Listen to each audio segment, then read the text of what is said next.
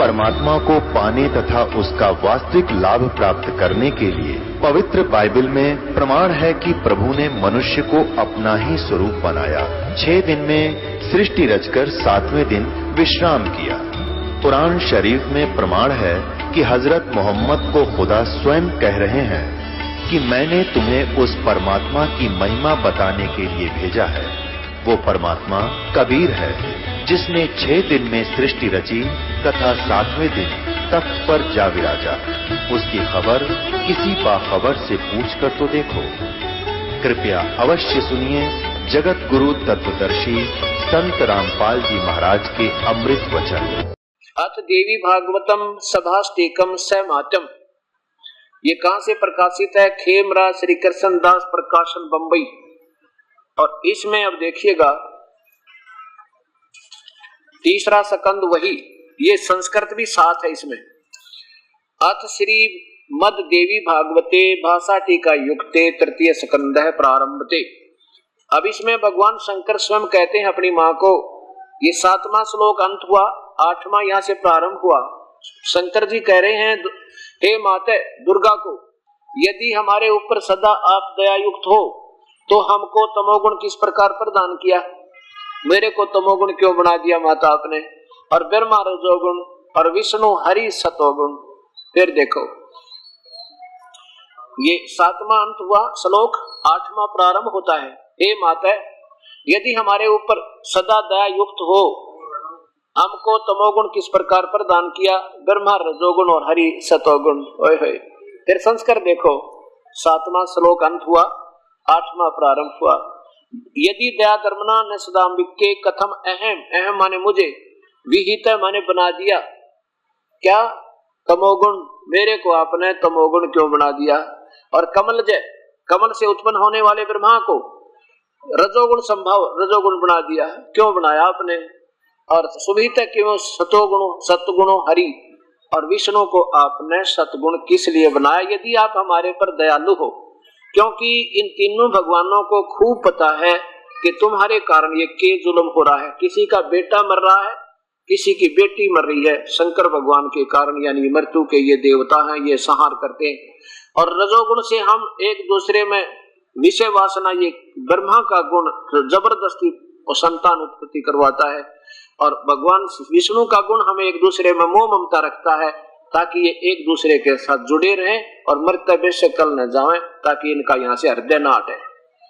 तो ये भगवान भी दुख पाते हुए माँ से कह रहे हैं, माता एक तरफ तो आप कहती हो बेटा मैं तुम मेरे बहुत प्यारे हो, क्योंकि माँ को बच्चे प्यारे होते ही हैं, लेकिन फिर इनको गुण ऐसा बना दिया काल ने, तो ये क्या करें? तो ये स्वयं भी दुखी होकर कहते हैं, हमें क्यों ऐसे गुणों में युक्त कर दिया आपने? मैं तमोगुण बना दिया, विष्णु को सतोगुण और ब्रह्मा को रजोगुण क्यों बनाया? अब ये सिद्ध हो गया कि रजगुण ब्रह्मा, सतगुण विष्णु, तमगुण शिव जी, और ये तीनों नासवान हैं। दुर्गा किसे कहते हैं? प्रकृति को दुर्गा भी कहते हैं। दुर्गा को प्रकृति नाम भी दिया है, 4 बार आपको दिखाया। शिव महापुराण, पवित्र श्री शिव महापुराण, पवित्र श्री दुर्गा पुराण में आपके सामने स्पष्ट हुआ। अब ब्रह्मा विष्णु महेश की उत्पत्ति दुर्गा और काल से। ब्रह्म, ये गीता ब्रह्म बोल रहा, जैसे सुबह आपके को सत्संग सुनाया था, प्रमाण दिया था कि भगवान श्री कृष्ण ने गीता नहीं बोला, ये काल ने, ब्रह्म ने बोला। और ये अध्याय नंबर 14 का 3, 4, 5 ये स्पष्ट करता है कि दुर्गा तो सबकी माँ है और काल सबका पिता है। ये पवित्र शास्त्र श्रीमद् भगवत गीता जी, गीता प्रेस गोरखपुर से प्रकाशित है। अध्याय नंबर 14 का श्लोक नंबर इधर देखिएगा, 3, 4, 5। अब ये काल बोल रहा है, ब्रह्म कह रहा है कि मेरी अर्जुन, मेरी महत ब्रह्म रूप यानी मूल प्रकृति तो सभी प्राणियों की, भूतों की योनि है, अर्थात गर्भाधान स्थान है, और मैं उस योनि में चेतन समुदाय गर्भ को स्थापन करता हूँ। उसके संयोग से सब प्राणियों की उत्पत्ति होती है। आगे देखिए 4 में, हे अर्जुन, नाना प्रकार की सब योनियों में जितनी मूर्तियां अर्थात शरीरधारी प्राणी हैं उत्पन्न होते हैं, प्रकृति ये दुर्गा तो उन सब की गर्भ धारण करने वाली माँ है, और मैं बीज स्थापन करने वाला पिता हूँ। ये काल बोल रहा है कि दुर्गा तो सबकी माँ है और मैं सबका पिता हूं। आगे देख 5वें में इस प्रकार, हे अर्जुन, सतगुण विष्णु, रजगुण ब्रह्मा, तमगुण शिवजी, ये तीनों प्रकृति संभवा प्रकृति से उत्पन्न हुए हैं, दुर्गा से। ये तीनों भगवान अविनाशी जीवात्मा को शरीर में बांधते हैं कर्मों के आधार पर, और यही कर्म दंड में बांधे रखते हैं। ये तीनों भगवान भी इसको फंसाए रखते हैं। सिद्ध हो गया कि ब्रह्मा विष्णु महेश की उत्पत्ति दुर्गा और ब्रह्म यानी काल है। और ये अभी तक इनके बारे में माता पिता भी नहीं बता पाए। ये भगवान शिव की महिमा गाने वाले, भगवान विष्णु की महिमा गाने वाले। तो बताओ, जिन शिक्षकों को अपने सिलेबस की पुस्तकों में क्या लिखा है, ये आप ज्ञान नहीं तो स्टूडेंट को, विद्यार्थियों को क्या पढ़ाया होगा, ये आप सोचना होगा आपने। और जो आउट ऑफ सिलेबस यानी दंत कथा, वो नावल पढ़ा दिए, कॉमिक्स पढ़ा दिए अपने तय, हम उन पर आधारित हो गए। क्योंकि गुरुओं की बातों पर विश्वास करना विद्यार्थी का स्वाभाविक फर्ज बने। तो हमारे पूर्वज भोले भाले थे, उन्होंने जो बताया हम उन्होंने स्वीकार कर लिया। अब भी हमारा स्वभाव यही है कि संत ठीक ही बताया करते हैं, लेकिन संत होगा तो ठीक बताओगा, असंत ठीक नहीं बता सकते, क्योंकि उनको स्वयं ज्ञान नहीं, इसलिए वो असंत जिन शास्त्रों का ज्ञान नहीं। अब देखिएगा 7वें अध्याय का, अब ये जो मैं प्रारंभ करना चाह रहा था ताकि आपके आत्मा में उथल पुथल ना होए, इसलिए ये इतनी भूमिका बनाकर ये 4 श्लोक समझाना चाहूंगा गीता जी के, जब आपके समझ में आओगी। 7वें अध्याय का 12, 13, 14 और 15 श्लोक में कितना रहस्य छुपा रखा है ब्रह्म ने। क्योंकि गीता जैसा शास्त्र ब्रह्म तक की साधना का और पूर्ण ब्रह्म की ज्ञान का, ज्ञान तो इसमें पूर्ण ब्रह्म का भी है, 1 नंबर का शास्त्र है सारे संसार में। और ये वो शास्त्र है, ये उस समय रचा गया था, ना कोई हिंदू था, ना मुसलमान, सिख, ना ईसाई। ये केवल मानव मात्र के कल्याण के लिए कलयुग में एक संक्षिप्त ज्ञान दिया था। लेकिन इसको भगवान खुद कहता है कि इसको तो वो समझाओगा जो तत्वदर्शी संत होगा, आम संत इस गीता के ज्ञान को नहीं समझा सकता। स्पष्ट भगवान ने कहा है 4थे अध्याय के 34वें श्लोक में। अब देखिएगा इसमें अध्याय नंबर 7 का,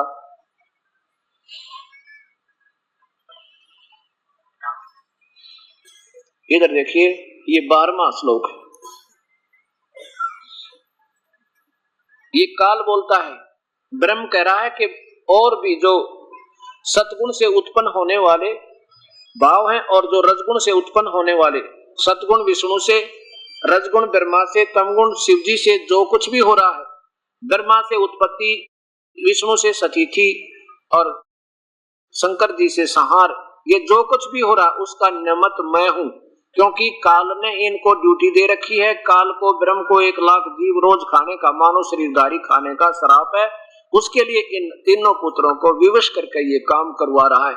अब यहाँ कहता है कि और भी जो सतगुण से उत्पन्न होने वाले, यानी हमारे अंदर सतीथि जो बनी हुई है, ये विष्णु जी के गुण, सतोगुण के कारण, विष्णु के कारण, और भी जो रजोगुण से हम संतान उत्पत्ति करते हैं, संसारिक सुख की कामना करते करते मर जाते हैं, डटा नहीं जाता, ये भगवान इस ब्रह्मा के गुण के कारण, ब्रह्मा जी के। और तमोगुण जो हमारा संहार होता है, हम एक दूसरे को मार डालते हैं, काट डालते हैं, कहते ये इस शंकर भगवान के कारण हमारी मृत्यु होती है। कहते ये जो कुछ भी हो रहा है, होने वाले बात सब उनको, सब तो मुझसे ही होने वाला ऐसा जान। देखिए कितना साफ कहा। और लेकिन परंतु मैं उनमें मैं और वे मुझ में नहीं है। शिव पुराण में लिखा है कि ब्रह्मा, विष्णु और शिव, इन तीनों देवताओं में गुण है, परंतु ये काल, ये शिव, ये गुणातीत है, इनसे बाहर है। अब ये क्या करता है काल हर ब्रह्मांड में? ये देखिए, ये ब्रह्मा, विष्णु और शिव तो यहाँ अलग से लोक बना दिए, इन 3 स्थानों के प्रभु, और ये इनसे अलग रहता है यहाँ पर, और यहाँ पर ये आकार में रहता है। और जब चाहे यहाँ से बिल्कुल खाली कर देता है इस लोक को, अंतर ध्यान हो जाता है, और पत्नी को अपनी को यहाँ छोड़ देता है, दुर्गा को। इसका अलग लोक भी है ब्रह्म लोक में दुर्गा का। ये कहता है कि मैं उनमें और वे मुझ में नहीं है, क्योंकि ये इनसे न्यारा रहता है। और इससे भी भिन्न बिल्कुल सबसे अलग जब रहता है ये अपना, वहां एक ब्रह्मांड में तीनों पुत्रों की उत्पत्ति करके यहाँ आकर विराजमान हो जाता है। और डेली भी यहाँ पर आता है ये, और जब चाहे अपने ब्रह्मांड में जो से में चाहे चला जाता है। ऐसा इसका वर्णन है। अब 13वें नंबर में क्या लिखा है, वही 7वां अध्याय। अभी 12 आपने सुना कि ये तीनों गुणों से जो कुछ भी हो रहा है, उत्पत्ति, स्थिति और संहार, ये मुझसे जान, लेकिन मैं इनमें और ये मुझ में नहीं है। अब 13वां देखो, इसमें लिखा है कि गुणों के कार्य रूप सात्विक, राजस और तामस, इन तीनों प्रकार के भाव से ये सारा संसार प्राणी समुदाय मोहित हो रहा है। यानी इन्हीं से मिलने वाली राहत, इन्हीं से प्राप्त सुखों पर आधारित है और जन्म और मृत्यु में शीघ्र चला जाता है। इन तीनों गुणों से परे मुझ अविनाशी को नहीं जानता। ब्रह्म कहता है कि नादान प्राणी मेरी पूजा भी ना करते, ये तो इन तीनों गुणों तक फंसे बैठे हैं, जो कि बिल्कुल बेकार पूजा है। देखिए आगे, अब 14 और 15 में निचोड़ कर दिया, साथ दे दिया सारा, क्योंकि यह अलौकिक अर्थात अति अद्भुत त्रिगुणमयी मेरी माया, तीनों भगवानों ब्रह्मा विष्णु महेश के द्वारा रचा गया जाल बहुत ही भयंकर है, दुस्तर है, बड़ा खतरनाक है।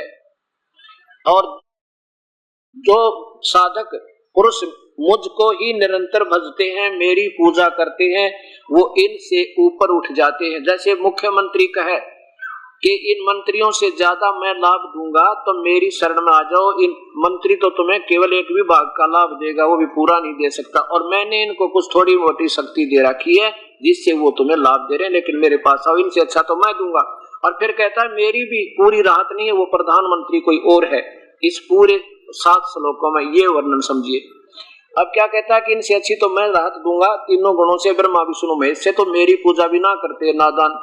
अब देखो तोड़ कर दिया इसमें 15वें श्लोक में, 7वें अध्याय के 15वें श्लोक में, इस माया के द्वारा तीनों गुणों से मिलने वाले लाभ और इनके द्वारा फैलाए गए इस जाल के द्वारा जिनका ज्ञान हरा जा चुका है, इन्हीं तक साधना पूजा में उलझे पड़े हैं।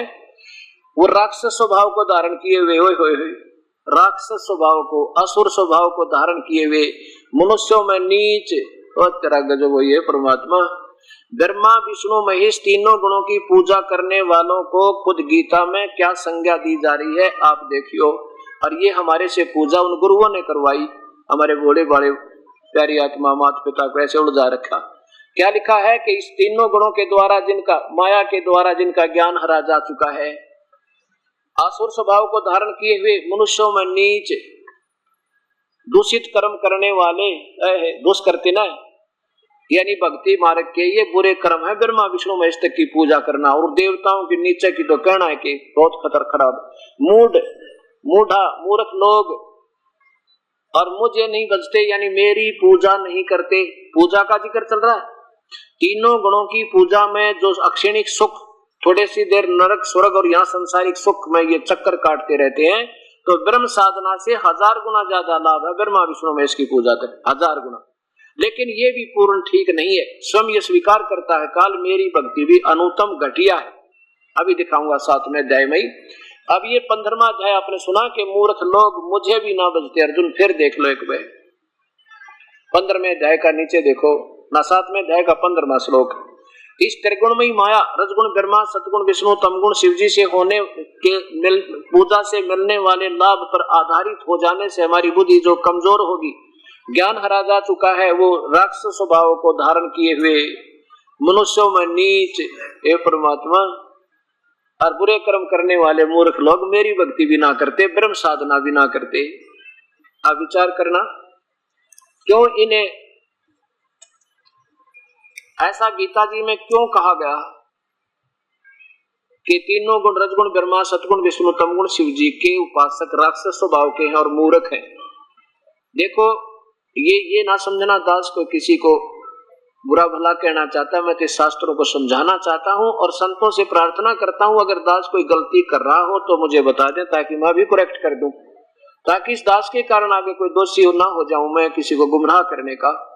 अगर ये मैं गलत कर रहा हूं तो कोई मुझे जरूर मिले और बताओ नहीं इसका ये अर्थ नहीं बनता, एक प्रमाण सहित हो।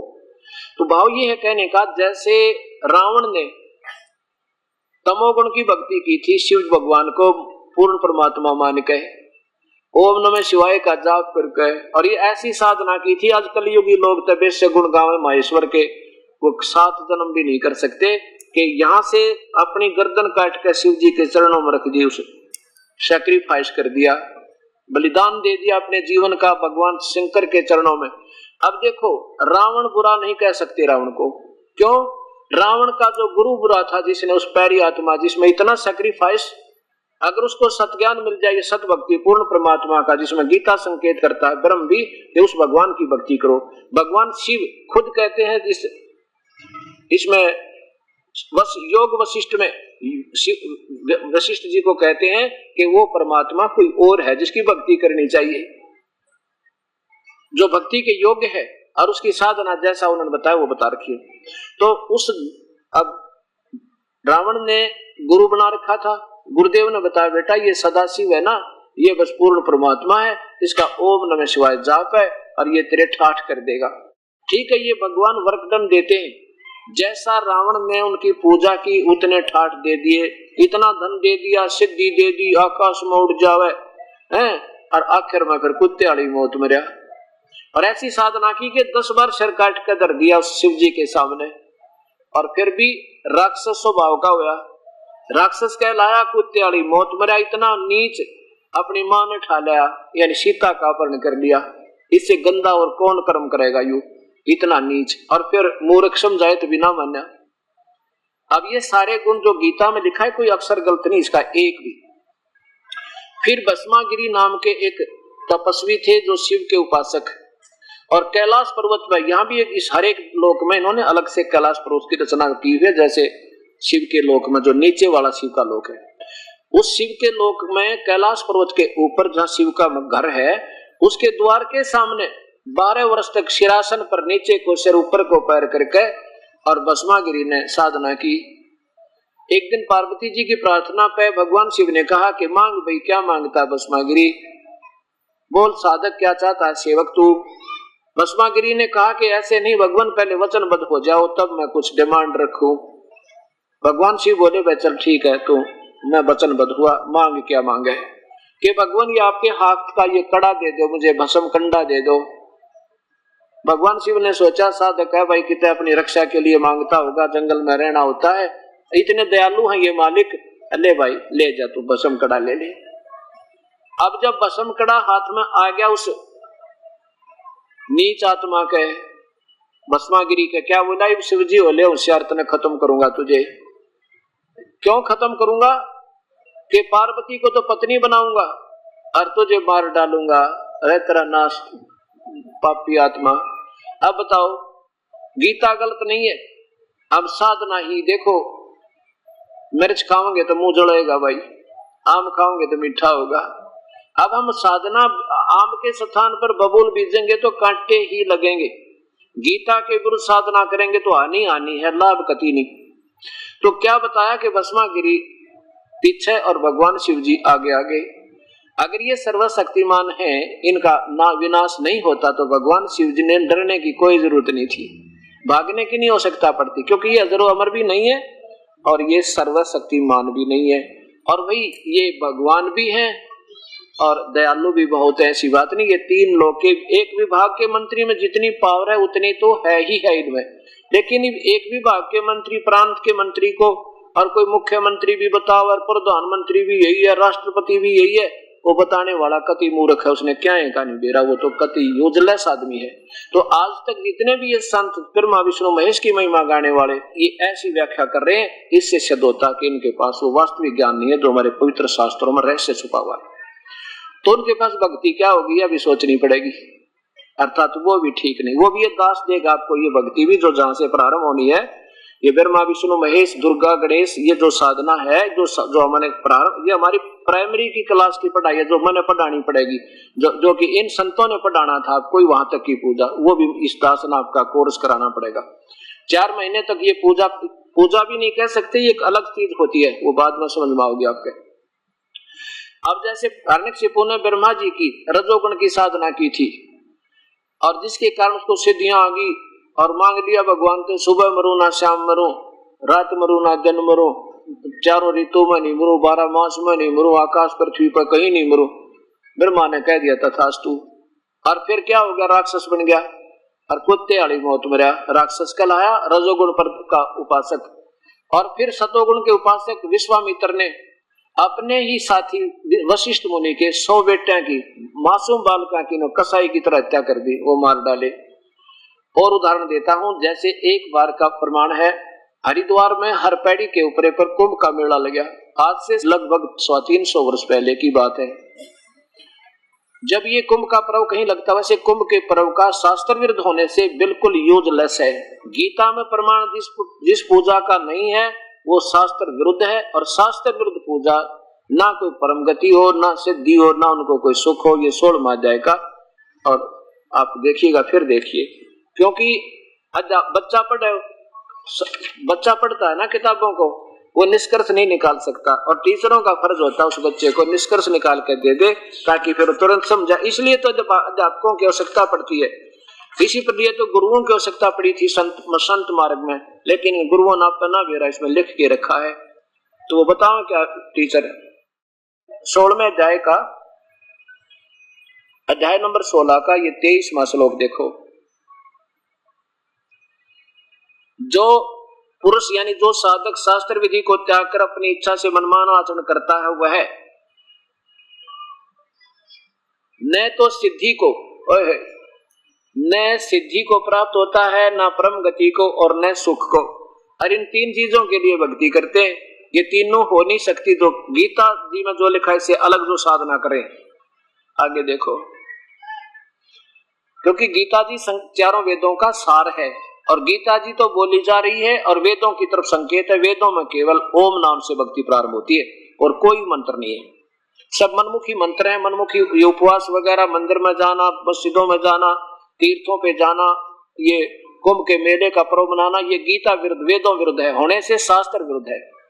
इससे तेरे लिए कर्तव्य और अकर्तव्य की व्यवस्था में जो भक्ति के कर्म करने हैं और नहीं करने हैं, उनमें केवल शास्त्र ही प्रमाण है, और कोई किसी की दंत कथा से मत फंस जाना। ऐसा जानकर तू शास्त्र विधि से नियत कर्म करने योग्य है, अर्थात शास्त्र में वर्णित जो साधन है उनके अनुसार साधना करना, नहीं तो यूजलेस है। तो ये कुंभ का पर्व जो है ये वैसे गीता विरुद्ध होने से, शास्त्र के विरुद्ध होने से यूजलेस है। फिर भी अपने लोक वेद के आधार पर ये भोली आत्मा, इन्हें तो भगवान चाहिए, कोई कितना बता दे भाग्या जागा। तो क्या हो गया कि वहां हर की पैड़ियों पर कुंभ के मेले का एक पर्व भी लगने का संयोग बता दिया किसी ने।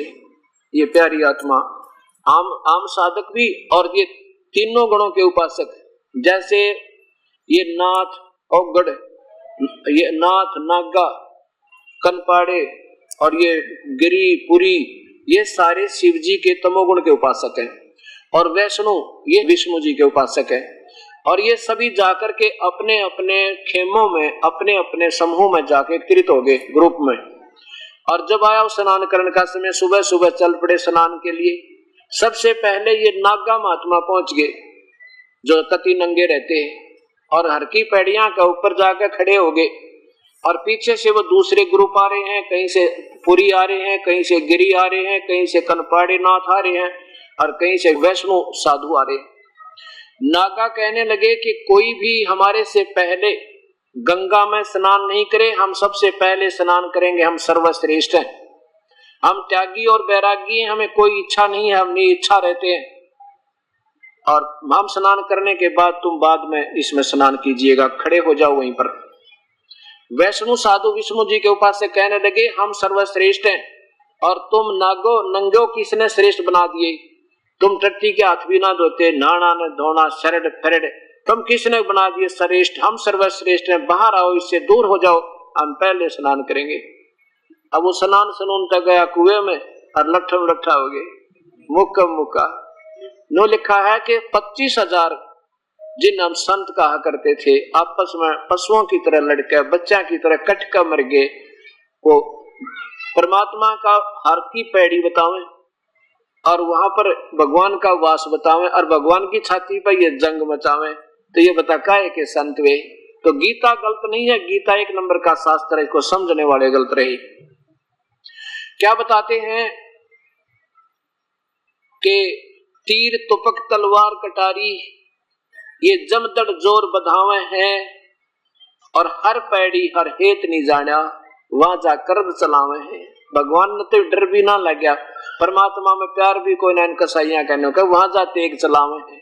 और काटे शीश नहीं दल करुणा, वो संत ने कहा काटे शीश नहीं दल करुणा, करुणा माने दया, और वो जग में संत कवावे हैं, और जो जन उनका उपदेशी हो जा उनको भी नरक ले जावे हैं। ओए होए, ये भी व्यर्थ की बातें हैं, ये भी बैदा है, बैदे से भेद अलैदा। अब ये पवित्र गीता जी में ये सिद्ध करना चाहती है कि तीनों गुण तक के उपासक को। अब देखो ये सोचना ऐसा नहीं, अब क्यों बताया भगवान ने ऐसा, क्योंकि हम विपरीत पूजा कर रहे हैं।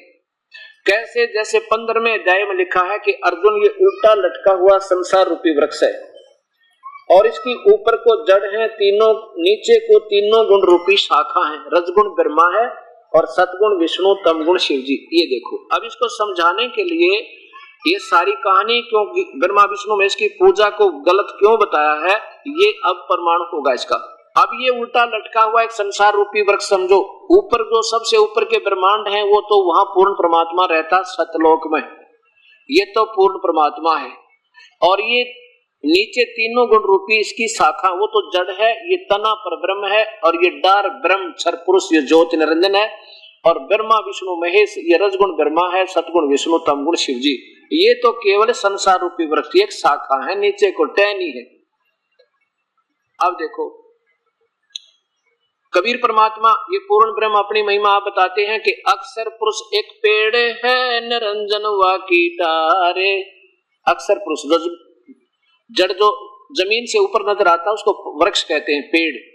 अक्षर पुरुष एक पेड़ है निरंजन वा की डारे, और निरंजन ये क्षर पुरुष ब्रह्म, और तीनों देवा शाखा है ये पाते रूप संसार। अब देखो ऐसा नहीं है, हम तो और नीचे हैं इनसे, ये देखो ब्रह्मा विष्णु महेश, और हम तो यहाँ लटक रहे ताक गए, हमारे साथ ये बहुत सुप्रीम है। लेकिन ये सतिथि बतानी पड़ती है कि कौन भगवान कितनी सतिथि का। अब देखो जड़ से खुराक चलती है, इस जड़ से खुराक चलती है और यही सबका पालन करता है। इससे खुराक तना में, तना से इस डार में, डार से ब्रह्मा विष्णु महेश में, फिर इनसे आगे हमें मिलेगी। हमें तो मिले ही नहीं सेगी, ये अनादरणीय नहीं है, लेकिन हम इनकी पूजा गलत कर रहे हैं इसलिए ये हमें लाभ नहीं दे सकते। कैसे कर रहे हैं? अब जैसे आप कोई पौधा लाओ आम का, और आम का पौधा लाओगे तो कैसे बीजोगे उसको? ऐसे बीजेंगे, जड़ को तो पृथ्वी में या गमले में दबाएंगे, गाड़ देंगे और फिर सिंचाई करेंगे इस मूल की, जड़ की, इसकी पूजा करेंगे तो कहां जाएगी ये खुराक? यहाँ आवेगी ब्रह्मा विष्णु महेश में, और फिर ये इनका फल लगेंगे, फल इन्हें ने देना हमारे को। अब यहाँ से जड़ से खुराक चलेगी, इसकी पूजा करेंगे तो हमारे हिस्से का यहाँ आवेगा, और इस इन से फिर फल लगेंगे स्टेनिया के। तो इसलिए ये प्यारे गणे लागा हमने। अब हम इसकी बजाय पूजा इनकी करने लग गए, या गलती कर दी। इनका आदर करना है, इनसे प्यार करना है, इनके प्रति श्रद्धा तो रखनी है, लेकिन पूजा नहीं करनी। पूजा इसकी करेंगे जब ये लाभ देंगे, नहीं तो हमें लाभ नहीं दे सकते। जैसे अब हम क्या कर रहे हैं, अभी तक हमारे से संत क्या करवा रहे हैं, ये ऐसी पूजा करवा रहे थे, हम ऐसे कर रखा था। इस भक्ति रूपी पौधे को उल्टा बीज लिया, इसलिए गीता में कहा कि बालकों का खेल, ये मूर्खों की, बालकों की, नादानों की पूजा है, ये ऐसे नहीं करनी चाहिए थी। क्या बताते हैं? एक साधे सब सधे, एक के साधे सब सधे, ये सब साधे सब जावे, माली सींचे मूल को हो, फले फूले गाए। बिना मांगे देंगे ये भगवान फिर आपको, जब यहाँ इसकी पूजा करोगे पूर्ण परमात्मा की। अब इसके लिए इसलिए बताया कि मूर्खों की पूजा ये उल्टी कर दी, और ये शास्त्र विरुद्ध साधना है, क्योंकि हम मूल को छोड़कर टहनी पूजन लाएंगे। अब तीन भगवानों की सतिथि इसी 15वें अध्याय के 2 श्लोक आपके सामने स्पष्ट करेंगे। ब्रह्म, परब्रह्म और पूर्ण ब्रह्म, क्षर पुरुष, अक्षर पुरुष और परम अक्षर पुरुष, ये तीन भगवान हैं, ब्रह्म, परब्रह्म और पूर्ण ब्रह्म। अब देखिएगा पवित्र शास्त्र गीता जी अध्याय नंबर 15 का और श्लोक नंबर 16 और 17 में कति स्पष्ट कर दिया तीन भगवाना की न्यारी न्यारी व्याख्या। ये 15वां अध्याय श्लोक नंबर यहां से देखो 16, क्या लिखा है कि द्वौ माने दो, इमौ माने इन दोनों लोकों में, ब्रह्म और परब्रह्म के लोक में, क्षर पुरुष और अक्षर पुरुष के लोक में। पुरुषौ, पुरुषौ माने दो भगवान, पुरुष माने प्रभु होते हैं, भगवान होते हैं, दो भगवान हैं, पुरुषौ दो। लोके, इससे पृथ्वी वाले लोक में, इन दोनों लोकों में, ब्रह्म और परब्रह्म के लोक में ये दो भगवान हैं। कौन कौन? ये क्षर पुरुष माने नाशवान भगवान, ये पुरुषौ जो शब्द है इन दोनों के साथ लगता है, जो संस्कृत में अनुवाद करते। पुरुषौ, क्षर पुरुष और अक्षर पुरुष, इसको हटा के फिर लिखा जा सकता है क्षर पुरुष और अक्षर पुरुष। क्षर पुरुष तो नाशवान भगवान ये ब्रह्म है, और अक्षर पुरुष इससे कुछ ज्यादा सथाई वो अक्षर पुरुष यानी परब्रह्म है। लेकिन परब्रह्म भी अविनाशी नहीं है। और दो ही सतिथि जीव की इन दोनों के लोकों में। कौन से लोक में? अब जैसे ये देखिएगा स्थिति, ये पूर्ण चित्र देखिए सारे ब्रह्मांडों का। अब ये तो है इस क्षर पुरुष के लोक 21 ब्रह्मांड, और ये अक्षर पुरुष के हैं 7 संग ब्रह्मांड। इन दोनों के लोकों में जो प्राणियों की स्थिति है, इसमें तो ये भगवान भी, इसके उपासक भी, इसके अंतर्गत जितने प्राणी हैं, इसके साधक, ये तो नाशवान है शीघ्र ही। इनमें लिखा है कि इन दोनों में, लेकिन इनसे ज्यादा इस अक्षर पुरुष की ज्यादा सथाई शरीर है, लेकिन इसका फिर भी विनाश है। इसलिए बताया है कि इन दोनों लोकों में जीवात्मा तो अविनाशी है, और स्थूल शरीर इन देवताओं के भी और इन प्राणियों के भी नाशवान है। लेकिन ये जो स्थान है सतलोक, यहाँ जाने के बाद ये भगवान भी अविनाशी और यहाँ रहने वाली जीवात्मा भी सदा के लिए उनका शरीर अविनाशी हो जाता है। यहाँ जाने के बाद फिर मृत्यु नहीं होती। अब यहाँ देखो, और इसी प्रकार जीव दो सतिथि जीव की है। क्षर तो नाशवान तो ये स्थूल शरीर में, और अविनाशी ये अक्षर यानी अविनाशी जीवात्मा कही जाती है। ये देखो, इस संसार में नाशवान और अविनाशी भी ये दो प्रकार के पुरुष हैं। यहाँ पुरुष लिख दिया इन्होंने, इनकी समझ तो बार बात होगी, पीछा छुटवा लिया, सीधा लिख दिया। यहाँ लिखना था दो प्रकार के भगवान हैं, एक तो ये नाशवान भगवान ब्रह्म, और कुछ अविनाशी ये पर ब्रह्म। जैसे एक तो चीनी का कप हो, मिट्टी का सफेद सफेद पड़ते फूट है, और एक हो स्टील का, तो वो भी नाशवान है, लेकिन इस चीनी वाले की तुलना में ज्यादा सथाई होने से उसको भी सथाई धातु लिखा जाता है, माना जाता है। लेकिन वो भी वास्तव में अविनाशी नहीं, क्योंकि जंग लगेगा, स्टील को विनाश होगा एक दिन पर, समय घना लगेगा, इसलिए उसको भी सथाई धातु कह दिया। लेकिन सोना है वो तीसरे नंबर की धातु, जिसका कभी विनाश नहीं होता, वो परमात्मा कोई और है, ऐसा देखिए। और दो प्रकार के भगवान हैं, और इसी प्रकार संपूर्ण प्राणियों के शरीर नाशवान और जीवात्मा अविनाशी कही जाती है। अब 17वें में कमाल कर दिया, क्या बताएं, इन दोनों से भी होए ये देखो, उत्तम पुरुष है, उत्तम भगवान तो अन्य, इन दोनों से भी कोई न्यारा है। ये देखो उत्तम पुरुष, इन्होंने पुरुष ही छोड़ दिया लिख के, क्योंकि इनकी बुद्धि से बार बात होगी, ये समझ नहीं सके। उत्तम भगवान वास्तव में पुरुषोत्तम। अब हम पुरुषोत्तम श्री कृष्ण को क्या करते, नहीं, वो पुरुषोत्तम तो स्वयं कह रहा, गीता बोलने वाला भगवान कोई और है। पुरुषोत्तम, उत्तम पुरुष यानी वास्तव में पूर्ण परमात्मा तो कोई और है, जो तीनों लोकों में प्रवेश करके ओए होए सबका धारण पोषण करता है। सबका धारण पोषण वो है वास्तव में विष्णु पूर्ण परमात्मा, सबका धारण पोषण करने वाला अविनाशी परमेश्वर परमात्मा इस प्रकार कहा गया है। फिर देखो पूर्ण रूप से उत्तम पर पुरुष तो यानी उत्तम भगवान वास्तव परमात्मा तो कोई इन दोनों से भी न्यारा है, और वो तीनों लोकों में प्रवेश करके सबका धारण पोषण करता, वो है अविनाशी परमेश्वर परमात्मा कहा जाता है, वो परमात्मा है वो वास्तव में। ये पवित्र गीता जी ये सिद्ध करती है। अब देखो, अब यहाँ फिर आइए, यहाँ से खुराक चलती, ये है सबका, सब तीनों लोग, यहाँ भी इनकी इससे ही खुराक आती है। ये है सबका धारण पोषण करने वाला कुल मालिक, जड़ से खुराक चले पौधे पेड़ को और टहनियां और पत्तों तक जाती है, ये वो परमात्मा हमारा पूजा के योग्य है, इसकी पूजा करनी है। और यही देखिए गीता जी के 15वें अध्याय का 1, 2, 3, 4 श्लोक एक बार फिर सुनो, जिससे कति निर्णय हो जाएगा। ये परमात्मा इतना निर्मल ज्ञान गीता जी को ठीक ही श्रोधार्य बताया गया है, लेकिन इसको समझने वालों ने इसका अर्थ का अनर्थ कर दिया। अब देखो ये गीता जी का अध्याय नंबर 15 के 4 श्लोक और सुनो।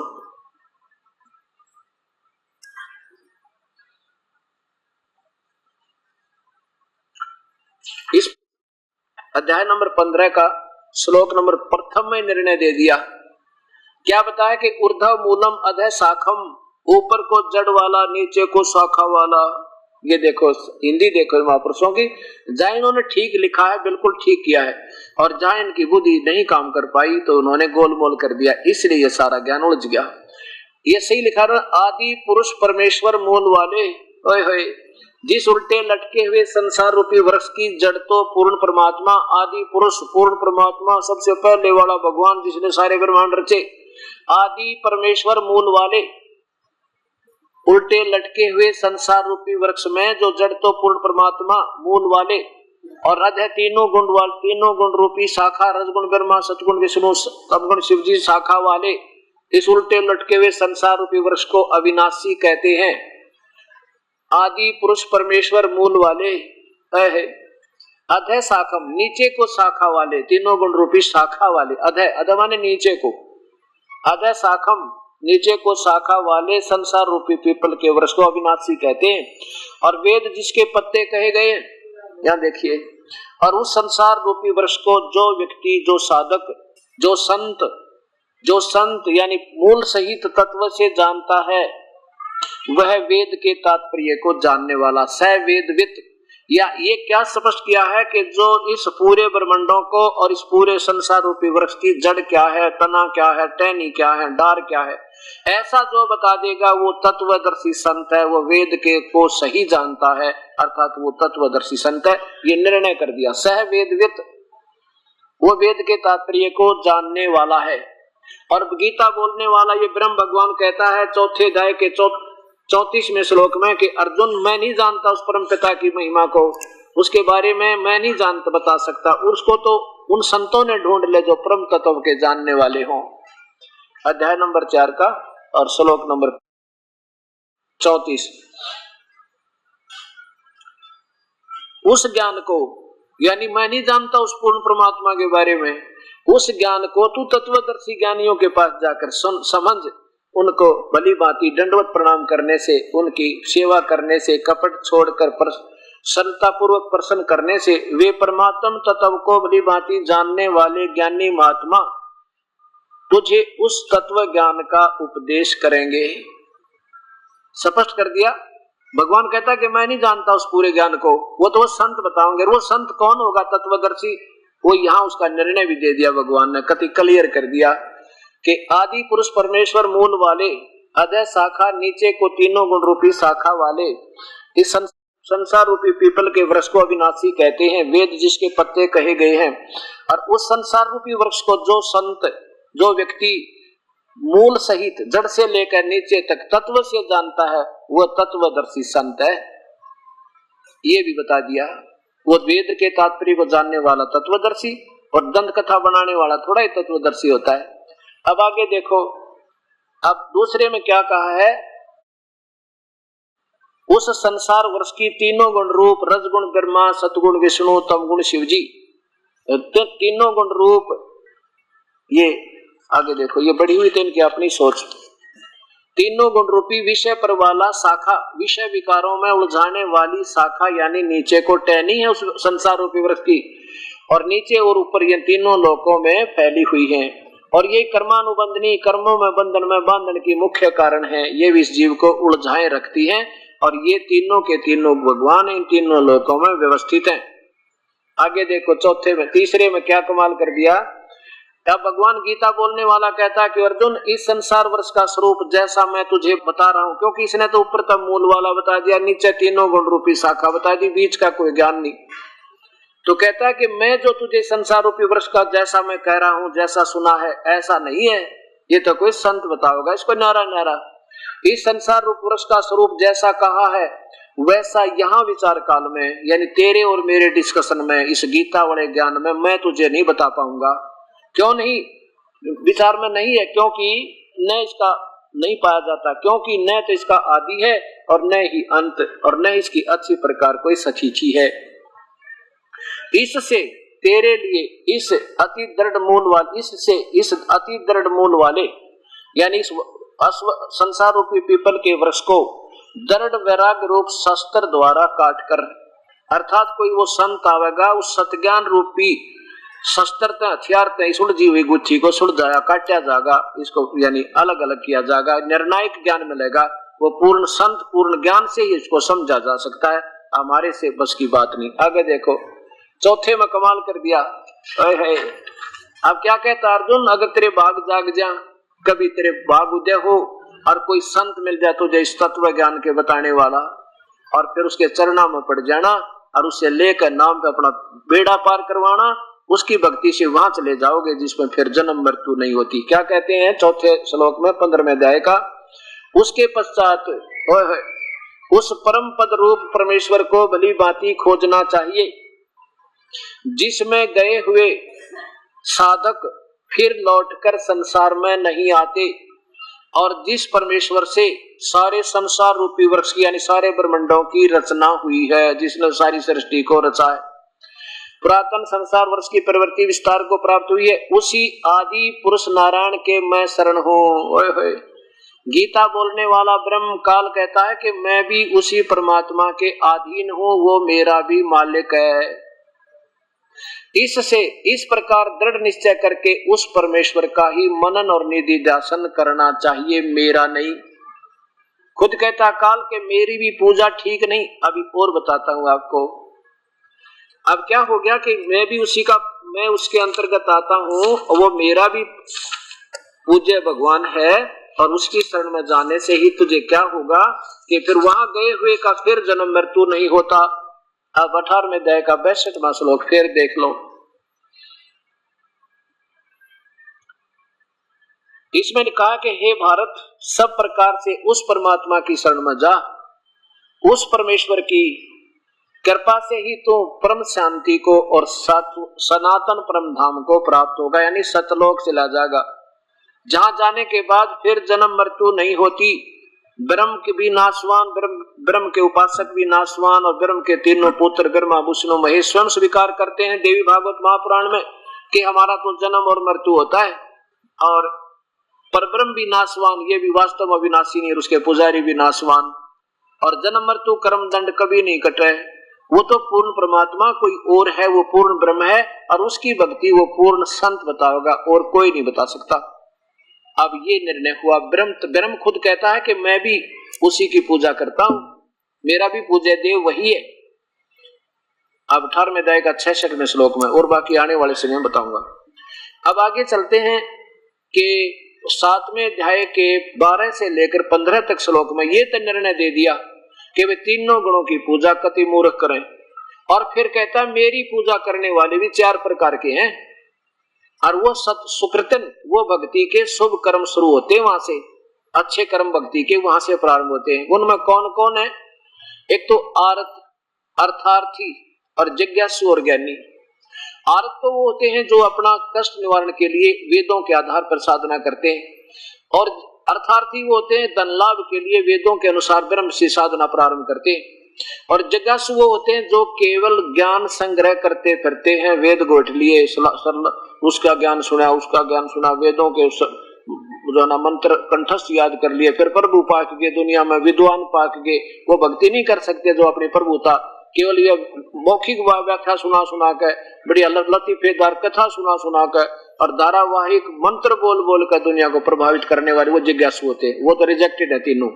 उनमें से चौथे नंबर के ज्ञानी कौन है? जिनको ये पता लग गया कि ब्रह्मा विष्णु महेश की पूजा और उनसे नीचे की पूजा मूर्ख करें, और ये भी पता लग गया ब्रह्म और परब्रह्म की पूजा भी क्योंकि नाशवान है, कर्म दंड कटे नहीं, सदा सथाई नहीं, तो उस पूर्ण परमात्मा की भक्ति करें, पीछा छूटे। वेदों में क्या है कि महिमा तो गाई है पूर्ण परमात्मा की, वो परमात्मा पूर्ण ब्रह्म है, वो कबीर है, वो पाप कर्म काट देता है, कर्मों के बंधन से मुक्त कर देता है, सथाई सथान देता है, वो सतलोक में रहता है। लेकिन वेदों में क्या है?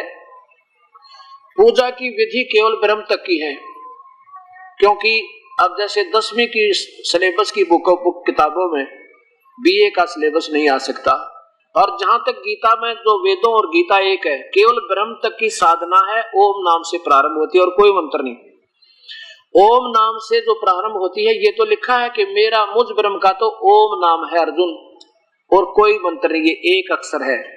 वो मंत्र है। ऐसे ही वेदों में यजुर्वेद के 40वें अध्याय के 15वें श्लोक में लिखा कि ओम कर्तुम समर और कलवे समर और कर्तु समर। ओम नाम का जाप है मेरा ब्रह्म का, इसको काम करते करते जाप कर, विशेष कसक के साथ जाप कर, और वही मनुष्य जीवन का प्रथम कर्तव्य समझकर भगवान भक्ति करो और ओम नाम का जाप करो, और कोई मंत्र नहीं। तो इन विद्वान पुरुषों ने, ज्ञानियों ने वेदों को पढ़ा, अपनी सोच से के समझ लिया कि ओम नाम लिखा बस इसमें, और ये पूर्ण ब्रह्म का होगा। ओम नाम को पूर्ण ब्रह्म का समझ के और हजारों वर्षों तक साधना की, अपना शरीर भी गाड़ दिया, समर्पण कर दिया, चाहे मर जाए पेशक परमात्मा पाना चाहिए। तो ये गीता बताती है 7वें अध्याय का 18वां श्लोक, ये ज्ञानी आत्मा है तो उद्धार अर्जुन। उदार माने जो समर्पण कर दे, जान भी दे दे भगवान के लिए, परवाह ना करे, पर परमात्मा चाहिए। लेकिन ये बेचारी भोली आत्मा कहते हैं मेरी ही घटिया पूजा में आश्रित रहेगी, इनको पूर्ण परमात्मा की साधना का बेरा ना पटा। कितना निर्णायक ज्ञान दिया देखिएगा। अब 7वें अध्याय का 18वां श्लोक सुनाऊं, क्योंकि ये 3 तो बीच के आपको खूब पता है।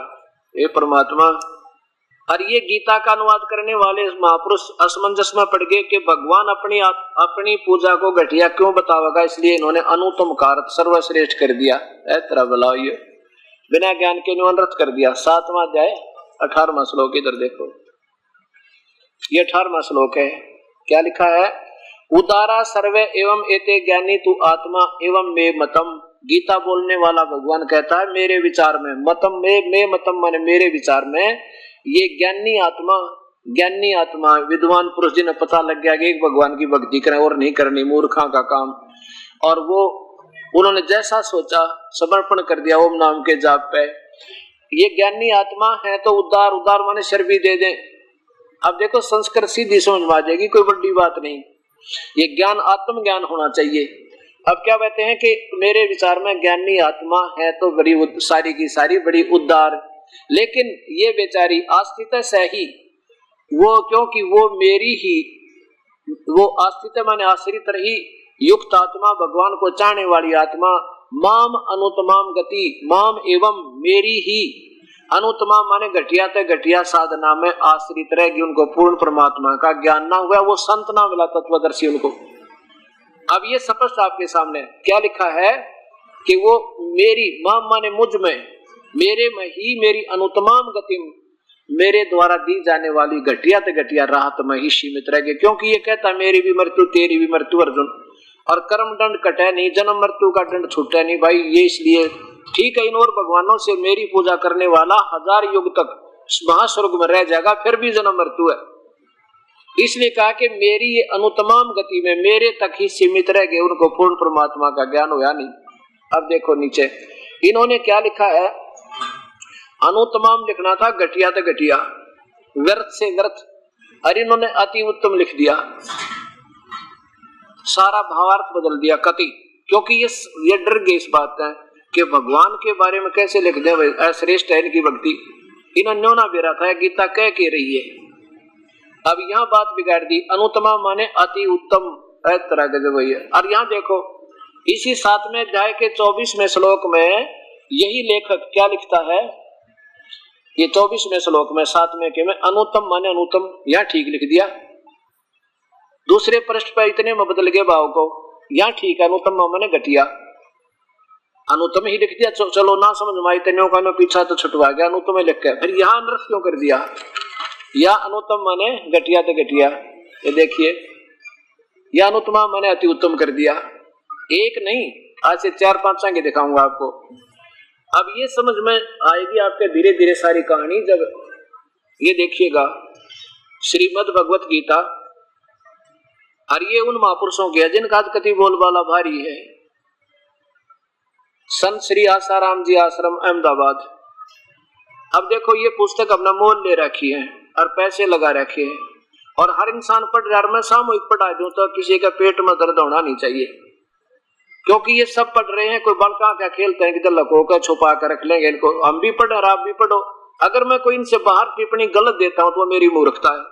ये दास तो न्यो का न्यो बतावा कि इन महापुरुषों ने के अनुवाद किया है और वास्तव में इसका क्या बने हैं।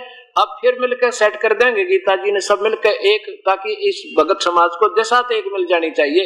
ये परमित अंडा गिरे के कित घूम रहे बेचारे। कोई पहाड़ा पर जावे को। ये देखो, ये मैं श्री आसाराम जी द्वारा इसका अनुवाद है।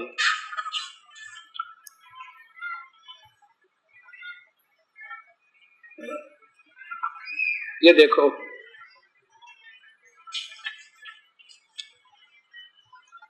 7वां अध्याय श्लोक नंबर ये 18।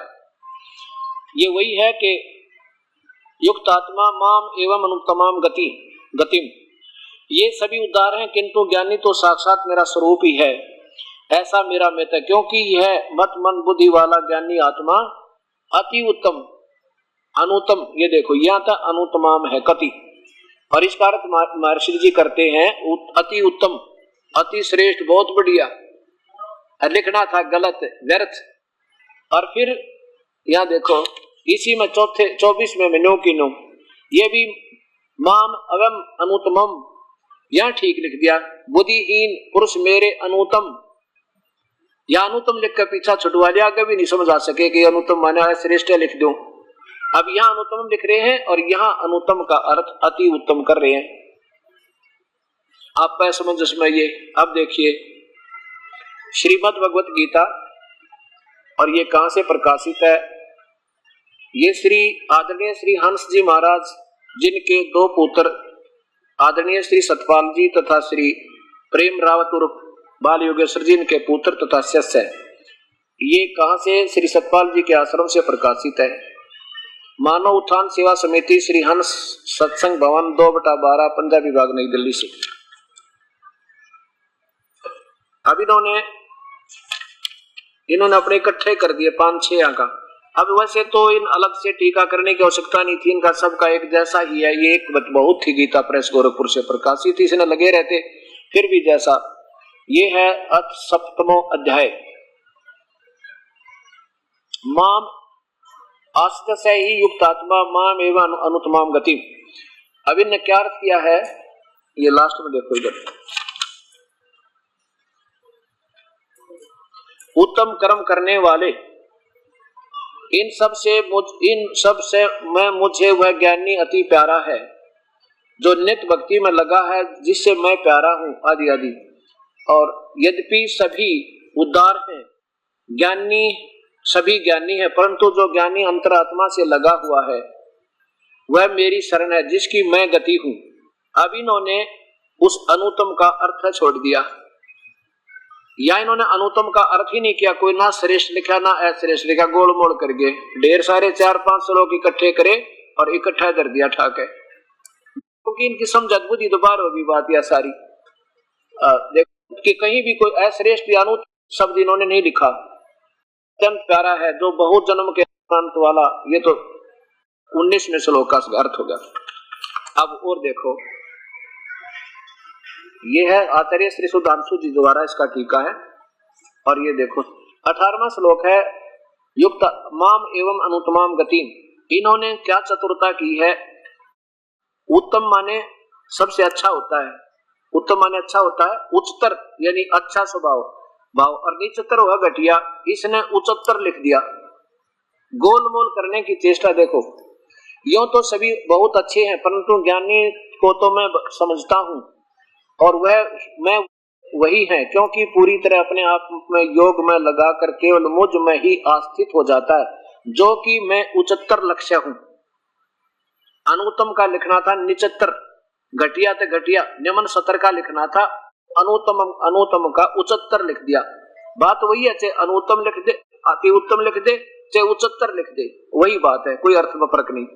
उच्चतर कर दिया इसने, सर्वोच्च यानी सर्वोच्च लिखना था सबसे निम्न, घटिया तो घटिया हूं। अब यहां आपने एक और दिखाता हूं आपको। भगवान ब्रह्म कहता है, काल कहता है अर्जुन को, यदि मेरी भक्ति करता है तो नीचे की पूजा छोड़ दे, और उस परमात्मा की शरण में जाना है तो मेरी भी छोड़ दे। कि हम क्या करते रहे अभी तक? हम ओम नाम का जाप ऋषि, अब तो हम सारी शास्त्र की साधना कर रहे हैं, आप भी हम भी कर रहे थे पहले। हम जब ऋषि थे पहले द्वापर त्रेता सतयुग में, हम सब शास्त्र अनुकूल साधना करते, वेदों अनुसार। ओम नाम के जाप की कमाई और कोई दूसरी साधना नहीं करते थे, 5 यज्ञ करते थे। उसकी हम क्या बेनिफिट लेते रहते, जैसे स्वर्ग चले गए, महास्वर्ग चले गए, हजारों युग तक वहां महास्वर्ग में अपनी पुण्य कमाई खत्म करी, फिर नरक में आ गए और फिर पशु बन गए।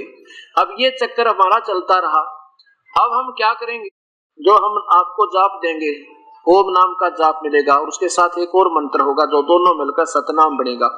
ओम नाम की कमाई तो हम काल को छोड़ देंगे, इसका बेनिफिट नहीं लेंगे हम, कोई इसका लाभ ना देव बनेंगे ना महादेव बनेंगे, तो फिर ये हमें ऋण मुक्त कर देगा, यहाँ से छोड़ देगा, जाने देगा। अब ये स्वयं संकेत करता है कि अर्जुन तू मेरी कमाई ने, मेरे लेवल की जो जाप तू कर रहा है ना, इसने मेरे में छोड़ कर उस एक की शरण में चला जा। ये देखो अध्याय नंबर 18 का श्लोक नंबर ये 66 देखो, क्योंकि गीता ये लास्ट अध्याय आ गया और लास्ट श्लोक चल रहे हैं। इसमें कहा कि अगर मेरी भक्ति करनी है तो मेरे में मनवाला हो, मेरी पूजा कर, फिर मुझे प्राप्त होगा, कोई चिंता नहीं। और फिर लिखा है कि अगर तूने उस परमात्मा की शरण में जाना है, सर्व धर्मान प्रीतज माम, ओए होए। अब यहाँ निचोड़ होगा सत्संग का, सारे सत्संग का, ये ध्यान से सुनना, ये 5 मिनट का सत्संग और है। सर्व धर्मान प्रीतज माम, काल कहता है धर्मान माने सभी धार्मिक पूजाओं को मुझ में छोड़कर, एकम शरणम व्रज, एकम माने अद्वितीय, जिसके बराबर दूसरा ना हो, उस परमेश्वर की शरण में चला जाए। क्योंकि यहाँ देखो 18वें अध्याय के 62वें श्लोक में खुद भगवान यही कह रहा है कि हे भारत, सब प्रकार से उस परमेश्वर की शरण में जा, उस परमात्मा की कृपा से तो परम शांति यानी जन्म मरण रहित हो जाएगा, सतलोक में चला जाएगा, सातवें स्थान में पहुंच जाएगा। अब यहाँ कहता है कि उसकी शरण में जाना है तो सर्वधर्मान प्रीतज माम, मेरी पूजाओं को, धार्मिक पूजाओं को मेरे में छोड़कर, प्रीतज माने छोड़कर, माम माने मुझ में, एकम शरणम व्रज, उस सर्वशक्तिमान की शरण में चला जा। फिर व्रज माने जाना होता है, इन्होंने उल्टा कर दिया आना, सारे विपरीतार्थ अर्थ कर दिए, सारी बात बिगाड़ दी। अब अहम तो फिर मैं तुझे सर्व पापे व्यामोक्षामि मासुच, फिर मैं तुझे सब पापों से मुक्त कर दूंगा। इसका ऋण दे देंगे, ये हमने छोड़ देगा, फिर हम यहाँ गधे कुत्ते ना बनाओगा, क्योंकि हम इसका बेनिफिट यही खाते रहते थे, अब यहाँ नहीं खाएंगे, हम इसको पकड़ा देंगे, इसकी कमाई ऋण मुक्त कर देगा हमें। अब देखो हिंदी देखना, संपूर्ण धर्मों को अर्थात पूर्ण कर्तव्य कर्मों को मुझ में त्याग कर तू केवल एक। अब माम माने मुझ ही लिखना था, इन्होंने कितनी लंबी व्याख्या कर दी। मुझ सर्वशक्तिमान सर्वाधार परमेश्वर की शरण में आ जा। वर्ज माने आना लिख दिया, आ जा, और जबकि इसका अर्थ होता जा। यहाँ बात बिगाड़ दी ने सारी की सारी। अब दिखाता हूँ आपको, वर्ज माने जाना होता, आना नहीं होता। अब ये भी गीता प्रेस गोरखपुर से प्रकाशित है, और ये श्री विष्णु पुराण आप देखिए, ये श्री विष्णु पुराण भी गीता प्रेस गोरखपुर से प्रकाशित है, और अनुवाद भी महापुरुष का किया है। इसमें ठीक किया, वर्ज माने जाओ, और ये वर्ज माने आजा, उल्टा कर दिया इन्होंने। गीता प्रेस गोरखपुर से प्रकाशित है, और इसके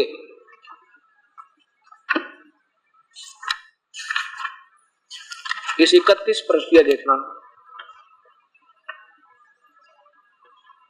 प्रावेशरम शरणम व्रज, ये व्रज वह का तल रह जय 34वां समाप्त हुआ। ये 35वें में है कि प्रावेशरम शरणम व्रज, यहाँ इन्होंने हिंदी किया है, 34वां समाप्त हुआ, और ये 35वां। तुम दैत्य दलन प्रावेशरम, भगवान विष्णु की शरण में जाओ, बिल्कुल ठीक है। व्रज माने जाओ, व्रज माने जाना है, इन्हें लिख दिया आना। अब इसके प्रमाण के लिए आपको संस्कृत शब्दकोश और दिखाना पड़ेगा।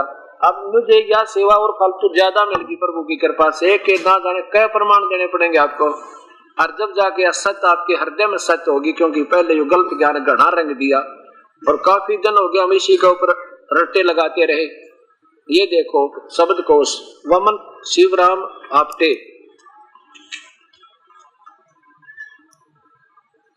ये देखो वह के तल जय रे व्रज, व्रज माने जाना, चलना, प्रगति करना, और कोई अर्थ नहीं बनता इसका। अब इन महापुरुषों की सारे की देखो दोबारा एक बार, ये देखिएगा श्री सुधांशु जी महाराज, और 18वें अध्याय का 62वां श्लोक, 66वां 18वें अध्याय का अध्याय 18, ये 66वां श्लोक। एकम शरणम व्रज, सर्वधर्मान परित्याज्य माम एकम शरणम व्रज। संपूर्ण धर्मों का आश्रय छोड़कर, पहले धर्म तो कोई था ही नहीं जब गीता बोली गई, कोई धर्म ना हिंदू था ना मुसलमान सिख ना ईसाई, छोड़कर तू केवल मेरी शरण में आ जा। और लिखना था जाना, यानी गो माने जाना होता है, उसका कोई आना अर्थ कर दे तो बच्चा अगर स्कूल में लिखा हो ना परीक्षा में उसको 0 नंबर आवे, और ये 100 के 100 प्राप्त है इनको आज के दिन में। क्या लिखा है? संपूर्ण धर्मों का आश्रय छोड़कर तू केवल मेरी शरण में आ जा और फिर मैं तुझे सब पापों से छुड़वा दूंगा। और लिखना था जा, क्योंकि इनको इस वास्तविकता का ज्ञान तो है नहीं, लेकिन ये मीठी बात बनाकर सभी महापुरुष और प्रभु पाठ गए। और हमारे से तो क्योंकि वैसे पिछले संस्कारी हम अच्छे हैं, पुण्य आत्मा है, लेकिन अब इनको आप भी मालूम को ना कि हम वास्तव में गलत बता रहे हैं। ये पता लग जाएगा उस दिन, ये बताओ कोई ना बंद कर देंगे, देख लेना। अभी तक इनका न्यूना जती है कि हम जो मार्गदर्शन कर रहे हैं वो शास्त्र विरुद्ध है, और जिस दिन पता लग जाएगा पुण्य आत्मा है, लेकिन उसे बंद कर देंगे, आप देख लेना। और संत होंगे तो असंत होंगे तो फिर तो कुछ भी करो। ये संत आसाराम जी द्वारा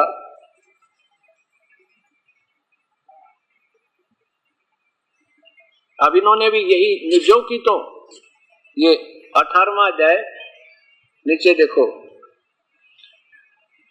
सर्वधर्मान परित्याज्य माम एकम शरणम व्रज। क्या लिखा है? संपूर्ण धर्मों का अर्थात संपूर्ण कर्तव्य कर्मों को मुझ में त्याग कर तू केवल एक मुझ सर्वशक्तिमान सर्वधार परमेश्वर की शरण में आ जा। तरह का जो वही लिखने तो पहले न तो सोचते, कोई डिक्शनरी उठा कर तो देख लेते तुम लिखने क्या जा रहे हो। अब देखो ये श्रीमद् भगवत गीता श्री हंस जी महाराज, जो आदरणीय श्री सतपाल जी तथा आदरणीय श्री प्रेम रावत बालयोगेश्वर जी के पूज्य पिताजी, इनके आश्रम से, श्री सतपाल आश्रम से पता है मानव उत्थान सेवा समिति श्री हंस सत्संग भवन 2/12 पंजाबी बाग नई दिल्ली से इसकी प्रकाशित है ये।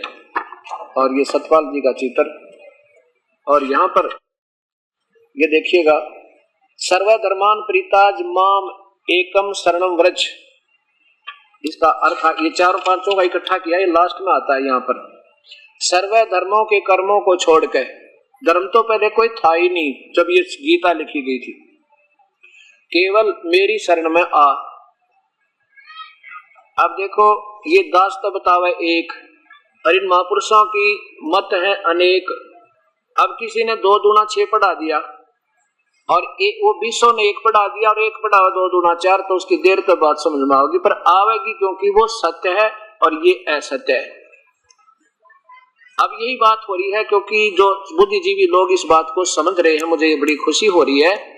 जब दास ने ये सत्संग तैयार किया तो मन में यह आया था, परमात्मा सद्बुद्धि देना अपने बच्चों को, कहीं ये अपने सत्य से इतनी कड़वी सत्य को सहन ना कर सकें। पर आज ये समझ में आ गया कि प्रभु की प्यारी आत्माओं की कमी नहीं और बुद्धि हमारे अंदर अभी रह रही है, जिन्होंने आज स्वीकार कर लिया।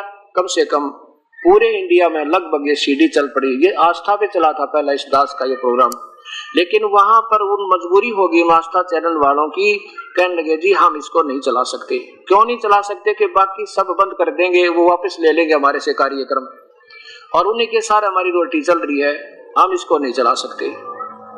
हमने ये भी कह दिया भी पैसे की वजह से कम कर रहा है, तो वह बता दे ना पैसे की कति औरों से ज्यादा ले रहा था हमारे से, और फिर भी नहीं चला पाया, उसकी मजबूरी होगी। मैं कोई बात नहीं, पहले हम भगत समाज को शाना करेंगे और फिर ये आप समझ में आएगी, फिर ये आप संघर्ष करेंगे इस सतमार्ग के लिए, हर इंसान से जाकर मिलेंगे, एक का समझ में आएगी, 100 समझ होगा, क्योंकि तब आधार वो निराधार ज्ञान था। तो पुण्यात्माओं, इस 4 दिन के सत्संग में जो प्राणी सुन लेगा उसका बेड़ा पार, उसकी कई पीढ़ी तई का सुख हो जाएगा, सच कर मान लेना। बोलो सतगुरुदेव की जय।